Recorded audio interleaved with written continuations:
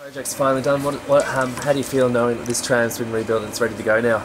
Look, I'm really pleased and proud to be in Bendigo today seeing this project. The first step coming to completion, so the first W-class tram being completed in Bendigo and heading back to Melbourne for the City Circle tram system. My guys have done a great job. I think it's really an example of the terrific workmanship that the boys here produce. How long has it taken them to do this project? Look, this tram has been rebuilt over the last year or so. The last 3 months in particular have been flat chat, actually getting it done, and you should have a look in a minute. It looks fantastic. What sort of, I guess they've obviously painstakingly restored this. Is it how true to its original condition is it?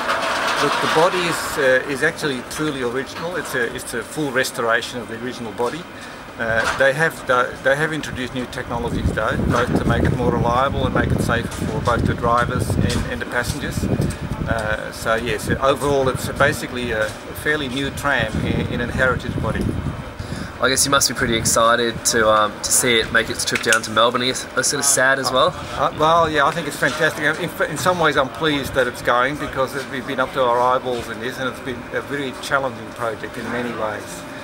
Both to retain the original heritage components and yet to deal with the new technologies. What was harder? What was the hardest part? Oh, that's a tough one. Look, probably the most difficult thing was because all these were built with virtually no plans and specifications. It was like a like-for-like restoration, and to be quite honest, it was sometimes quite difficult to repeat what was done 80 years ago. I mean, even although we've got staff that are highly skilled in those areas, they were still pretty tricky. Did you guys have to maybe make the parts yourself or source them? Oh yes. Like our woodwork and our cabinet makers, they had to make detailed sculpted timber components almost to replace ones that had worn out or rotted away a bit. And the same with some of our metalworkers, our turners and fitters and things like that. We had to make individual components to replace old ones. And I guess now that it's heading down to Melbourne, have you started work on the next batch? Or? In fact, the next one is here, 957. So this is 959.